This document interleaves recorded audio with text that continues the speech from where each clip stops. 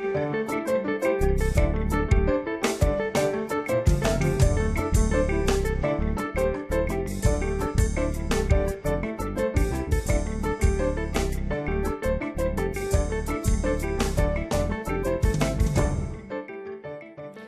I'm Marlene Saeed. This is Counting the Cost on Al Jazeera, your weekly look at the world of business and economics. This week, caught between a rock and a hard place, the U.S. Federal Reserve has raised interest rates again to rein in inflation. That's despite the turmoil across the financial sector. So has the Fed made the right decision? Also this week, plunged into darkness, lengthy blackouts are costing South Africa hundreds of millions of dollars a day. Can Africa's most industrialized economy fix its electricity crisis? And 20 years since the U.S. invasion of Iraq, OPEC's second largest oil producer is still struggling to improve basic services. The Federal Reserve has raised interest rates again for the 9th time by 1/4 percentage point in an attempt to rein in price increases in the U.S. But the measure could once again depress the value of bonds on banks' balance sheets, which has been linked to the turmoil in the global banking system. At its latest meeting, the Fed was forced to make the tough choice between focusing on bringing down inflation or holding rates steady to avoid market turmoil. So why did the Fed stay the course? We'll discuss this with our guest in just a moment after this report from Gabriel Elizondo on the state of the U.S. economy. The U.S. economy is certainly giving off a lot of mixed signals right now. On one hand, there's a banking crisis that has the markets teetering, but there's also some positive signs as well. I spoke to Max Wolf, an economist here in New York City, to try to make sense of it all. Most Americans are nervous, some are really suffering, and no one really knows exactly what's going on. Inflation was a big deal last year, where it reached over 9% in June. In response, the Federal Reserve raised interest rates, and it did the job, bringing inflation down to about 6% where it is today. But that's still high because most economists say the target is around 1 to 2%. Inflation will be less of a problem going forward, but we have a lot of instability risk around the global supply chain and around the conflict in Russia and Ukraine. Higher interest rates might have helped slow inflation, but it's also had a negative effect on the housing market. That's because interest rates during the pandemic were down to historic lows of about 2%. Today, they're up to about 7%. But I think the housing market's best days for a while are probably in the rearview mirror, not the windshield. The Fed will raise rates until they start to break things, and then there'll be a panic, and that moment has arrived. I mean, whether you call it First Republic, or you call it Silicon Valley Bank, or you call it Signature Bank, or you call it Credit Suisse issues, the moment of, hey, these rates are starting to cause issues, I mean, you'd have to be pretty sleepy not to have noticed that moment. Looks like it's probably arrived. And Americans are working. The U.S. added over 500,000 jobs just in January and over 300,000 in February. The unemployment rate of 3.4% was the lowest since 1969. And since Americans are working, they're also spending money at a record pace as well.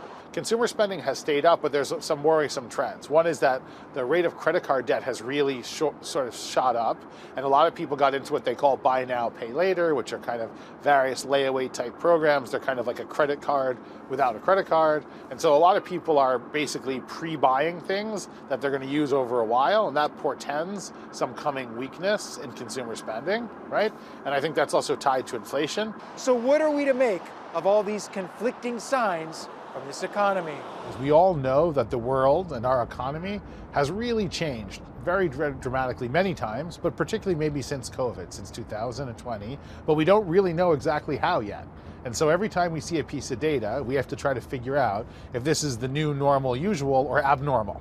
And that's usually how we look at things in economics. Is this the beginning of something new, the end of something old, or something we haven't seen before? The confounding U.S. economy certainly giving off mixed signals everywhere. Gabriel Elizondo for Counting the Cost. Let's speak to Greg Swenson from London. He's a founding partner at merchant bank Brigg McAdam. Thank you so much for joining us, sir. Do you think the Fed made the right choice this week to put up rates again, despite the turmoil we've seen in the banks the last few weeks? Definitely, I think they made the right move. In fact, if anything, I'd hope they would stick to their original plan of 50 basis points. You know, calming markets and breaking down inflation or breaking inflation is difficult, and it's a difficult act. But you know, this is based on years of failed Fed policy, distortions in the monetary market for a generation now, and so this isn't something that's going to be fixed overnight. You've had this monetary mania and resulting in inflation, and due to flawed Fed policy over the last 10 plus years, as well as really reckless spending over the last 3 years. And so I think that the Fed has to stay the course. Perhaps it was wise to reduce the hike from 50 to 25, but and they signaled that there's probably just one more hike of 25 in the future. I think that might be a mistake because they really haven't broken the back of inflation. I'm going to pick you up on that in a second. But first, I want to talk more about the financial markets and the banking crisis, because confidence is a massive issue, isn't it? I mean, it's all well and good saying that the financial stability of banks overall is pretty good. But if the markets don't believe that, that's an issue, right? Of course. I mean, it's a great point. And you saw that with basically the bank run on SVB and Signature Bank a few weeks ago. You know, once the depositors start to panic and move their money elsewhere, you have to address that. There's no doubt. And look what happened with all those deposits. The big five, the top five banks are just getting bigger. And I think that's something that, has to be paid attention to. And I also think the San Francisco Fed was asleep at the wheel and not really paying attention to the banks in their system, notably SVB. Easy to say that now, and there might be other ones out there. So it's surely something that can't be ignored. And the Fed did provide a significant amount of liquidity in the last 2 weeks. In fact, they grew their balance sheet by about $320 billion. So it's almost like the return of quantitative easing, in spite of the fact that inflation is still running way too hot. You touched on it earlier. Jerome Powell seemed to suggest in his statement the softening on interest rates going into the future. Do you think he's making the right call there? I don't know what the evidence is for that. If you look at what happened in the February numbers, the inflation, the 3-month moving average of core inflation went from 2.9 to 4.7. So, the trend is not good. And I think we're in the midst of a wage price spiral. And I also look at inflation here in the UK. The numbers went up from 10.1 to 10.4. But, it's becoming more of a service sector wage price spiral. And, rent in hotels was up 12%. Food prices went from 16.8% year over year inflation in January to 18.8 in February. And you see similar numbers in the US. So it doesn't, I think, Powell's trying to show some optimism and hoping that inflation will come down to the 2% target this year. But I just don't see that in the data. And you also have continued hostility to the supply side. So, as long as you keep overtaxing and taking money out of the private sector into government with bailouts and subsidies and all kinds of government intervention, I don't think that the supply side is going to improve. Therefore, the only thing they have to do, the only tool in the kit, is to reduce the demand side by raising rates. And that's unfortunate, but it's the only tool they have. So what is your prediction on rates? Could we see rates go up to 5%, which is what we were talking about just about a month ago? Absolutely. I mean, you'll see another 25 basis point hike. At least that's what they're indicating now. I'm not sure that's enough. Real rates are still negative, and you have to get unemployment. Unfortunately, the only real solution here is to get unemployment to 5%. It's not something that anybody wants. But again, with continued hostility to the private sector, to the supply side, it's really their only option. So, so far it hasn't really worked. But I think if you start to see, there's some predictions of maybe 7,000 job losses a month for the rest of the year. If you start to see some cracks in the job market, you'll see some cracks in inflation. You'll see some movement toward that 2% target. But I think the market as well as the Fed are way too optimistic right now. And when you look at what's been going on with the banks and how that has led to tightening of lending and so on, the tightening similar to what an interest rate hike does, and you add that to more hikes of interest rates, what impact does that then end up having on the economy? I mean, doesn't that take us straight to a recession? That's one of the risks, and I think recession is something that they anticipate. They would, of course, hope for a soft landing, and perhaps they will get it, but that might be wishful thinking. Unfortunately, again, with hostility to the supply side, so you're not going to get increases in productivity and more goods and services delivered to the economy. So the only option is to reduce demand, and that very well might cause a recession. At this point, we don't know, but paying people not to work is inflationary, and paying people to produce more reduces inflation. And that's something that we definitely won't see for at least another 2 years in the U.S. With this administration. But I do think there's light at the end of the tunnel if there's a change in 2 years, where you might have a liberalization of the supply side in the form of tax reduction and deregulation, and liberating the energy sector, which people tend to ignore because we've had some relief with lower energy prices. Even here in the UK, it went from a 50% year-over-year increase, or 50.7, to 48.3 in February. That's helpful, but it's still an enormous burden on consumers and businesses, both in the US and the UK.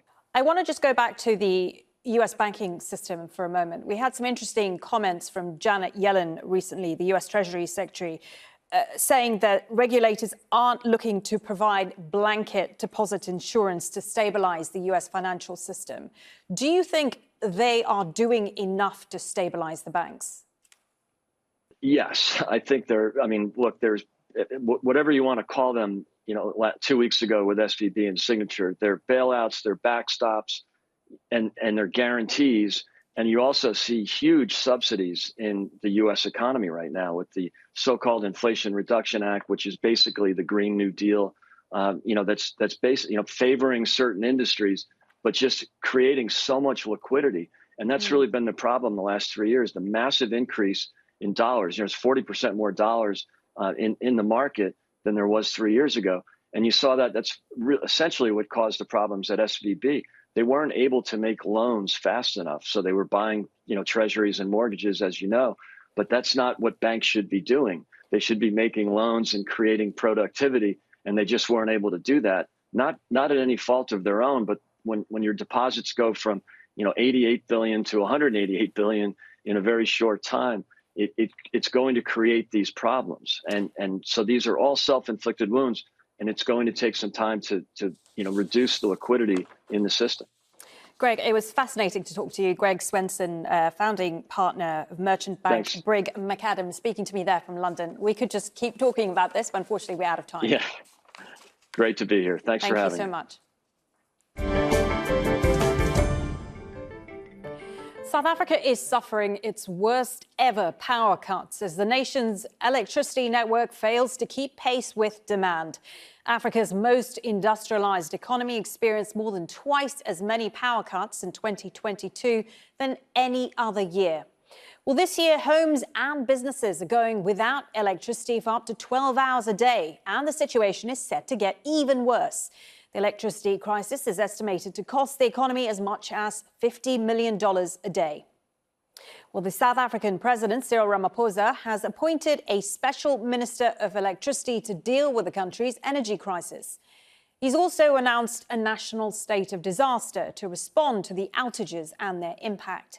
South Africa generates nearly 85% of its energy from coal, but its aging coal-fired power plants are breaking down.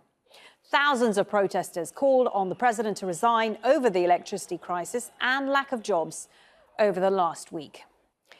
Joining me now from Johannesburg is Andrew Lane. Andrew is a senior partner at Deloitte Africa, where he leads the energy, resources and industrials practice in Africa. Thank you for joining the programme, sir. To what extent has South Africa's electricity crisis impacted its economy? The impact has been significant. on the South African economy, if you think about it. I mean, it's been tremendously detrimental to business in terms of the reduced ability to operate. I think for the big formal businesses who have the capacity to provide alternative generation for themselves, it's been an enormous cost. And I think for smaller businesses who don't have that flexibility, it's had a tremendous impact in terms of their actual ability to stay open and continue serving customers. So I think the impact on the economy has been huge, and I think you can see in the press, the downward revisions of the GDP forecasts and things like that. And I think additionally to that, it creates a high level of discontent amongst the citizens of the country. And discontent is not a good thing when you have that sort of level of it in a country. So yeah, I would say the impact has been significant. So what is the problem? What's behind the energy crisis? So there are a number of issues. I think the first issue is that there's been very little new generation build over the last couple of decades. It was clear back in 1997, 2000, those sort of times, that we were going to run out of energy in 2007, which in fact we did. And very little or no major projects have been built. I mean, we've got the two recent ones, Kusile and Medupi, that, as you know, have been plagued with all sorts of problems. But other than those two, there's been very little additional build. The existing fleet has been run into the ground. I think that there's been an attitude of keep the lights on at all costs, which means that maintenance has not been what it should be. So the plant is not running at anywhere near the level that it's supposed to be running at. And then I think on top of that, you've got, in my opinion, a bit of a mix of incompetence and corruption, which just make it difficult to get on top of the problem. Okay, well, we now have a new electricity minister that's just been appointed by the president. This will be the country's first ever electricity minister. What do you make of what you've heard so far? He hasn't been in the job very long, but what do you think of his appointment and also what he's done so far?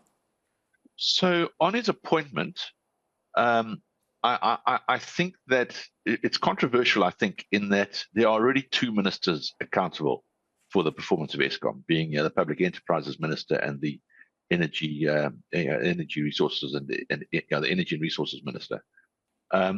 So putting a third point of accountability into the mix, I don't think is going to create more accountability for a solution. I think it's going to further erode accountability and further create opportunities for finger pointing and mutual blaming. So that's on that side. We haven't heard much from him specifically in terms of his plan, but the direction of travel that I can sort of determine, or what I see from the outside, is I think that there is hope. I think that their strategy to improve the energy availability factor in Eskom, I think that's a good intent. I think it's going to be really, really hard to do, and that they should focus on a couple of power stations where they think they can get it right, and probably not spend too much time on the power stations that are getting towards the end of their lives. I think the intent to bring more private sector investment in and more embedded generation to open up further bid windows for wind and solar, I think all of those are good things. And I think in time and given and assuming that we retain some level of free market operation amongst those entities, that we could see the situation getting better in the medium term. So I think those things are all positive things to do. You've talked a bit about the aging infrastructure being a problem. Can the government afford to replace some of that infrastructure? So again, my personal opinion on this is I would not spend too much time on power stations that are at end of life. I think those should rather be repurposed into different technologies. I think the focus on the existing fleet should be on the power stations which still have life left in them. And that's not negative for coal. I mean, the Kusile is going to run until the 2070s. So I think that those that are nervous about coal, the coal industry coming to an end, I think there are still elements of the fleet which I think are worth investing in, but I wouldn't spend too much time on the stuff which is at end of life. Where does all this leave South Africa's plans to shift to renewable energy? The reality is that, there are two realities here. One is that there is a narrative that says that renewables are bad for the coal industry, and the coal industry is a big employer of people. So I think that's the one narrative. But I think on the other side, the generation technologies which can be brought in quickest are the renewable technologies. So I think that in reality, what we're going to see, it's not one or the other. It's not, switch off coal, switch on renewables. I think we're going to see over a period of 50 years, a gradual reduction in coal and a gradual increase in renewables. I don't think coal will go away forever. And I think the phasing out can be done in a way that allows time for other industries and other sources of financial endeavor to take the place of the existing coal industry. Andrew, really good to get your analysis. Andrew Lane, Senior Partner at Deloitte Africa. Thank you for your time, sir. Thank you. 20 years since the invasion of Iraq, OPEC's second largest oil producer is still struggling to provide basic public services to its people, like power and clean water. Political instability, endemic corruption and security issues have all left the economy in flux. Osama Bin Javed reports now from Basra. Basra's famous Italian bridge wasn't here 20 years ago. Neither was the main road that leads to Basra's international stadium. Now the streets are peaceful and there's relative political calm in this city and across Iraq. We have achieved more than $8 billion of foreign investment until February 2023. We are keen to achieve super major projects. This is all in coordination with the federal government. Lots of projects were completed in Basra related to infrastructure, services, commercial and tourism sectors. This oil field is named Majnoon, which means crazy in Arabic. Some say that refers to the large amount of oil reserves found here in one location, an estimated 38 billion barrels. The Majnoon field produces 240,000 barrels a day for Iraq's economy, and production is planned to be expanded to 5.5 million barrels per day. Iraq's government says despite obstacles like corruption, red tape and an unstable region, investors are lining up. They're mainly interested in the country's abundant deposits of gas. But despite its large hydrocarbon resources, Iraq imports a third of the gas it needs for its power stations. Nearly $2 billion worth comes from Iran, and on a stretched budget, that's a burden. Iraq also spends an estimated $5 billion on importing diesel and petrol. For the last 20 years, infrastructure such as refineries has not been built to meet demand. The World Bank warns without structural reforms and economic diversification, Iraq's dependence on oil leaves it vulnerable to price volatility and global demand. That's left Iraq's currency struggling against the dollar. And that's not all. Estimated by a parliamentary committee, corruption is estimated with $10 billion per year. Around $600 billion were smuggled out of Iraq over past years. We have to fight against administrational corruption and financial corruption. Money waste is a hindrance for many plans, and this is why there's no real development in the Iraqi economy. Despite that wealth, millions of Iraqis struggle to get clean water every day. And every year, thousands of people fall ill due to waterborne diseases. Drying rivers and climate change has increased risks of food shortages. In impoverished provinces, there aren't enough school buildings or teachers. There's a lack of medical facilities. Iraqis who can afford it travel abroad for treatment. The poor have no other options. As purchasing power erodes due to inflation and continued electricity and water shortages, there is a risk of social unrest. In recent years, thousands of people have protested against rising food prices and poverty. Experts say current economic plans do not meet people's needs or promise infrastructure development for Iraqis. There's no real strategy. All problems are being passed on from one government to another. Each government does not complete previous economic plans. Planning ministry is just an ink on paper. All programs of economic development, fighting poverty or unemployment, do not work because there's no single institutional system in place. 2 decades ago, the first battles of the Iraq War were fought in Basra. The city of 1 million people was besieged by mainly British forces. Cluster munitions were used, and the International Coalition to Ban Uranium Weapons says UK and US forces used depleted uranium. 20 years after the invasion, a lot has changed. Yet this province continues to remain the backbone for Iraq's oil-based economy. But still, the complaints of the people are a lack of jobs, opportunities, infrastructure, and a lack of attention from the people in power. Osama Bin Javed, Al Jazeera, Basra. And that is our show for this week. Get in touch with us by tweeting me at Marlene Saeed. And do use the hashtag AJCTC when you do. Or you can drop us an email. countingthecost@aljazeera.net is our address. But there's more for you online at aljazeera.com/CTC. That will take you straight to our page, which has individual reports, links, and entire episodes for you to catch up on. This is it for this edition of Counting the Cost. I'm Marlene Saeed. From the whole team, thanks for joining us. The news on Al Jazeera is next.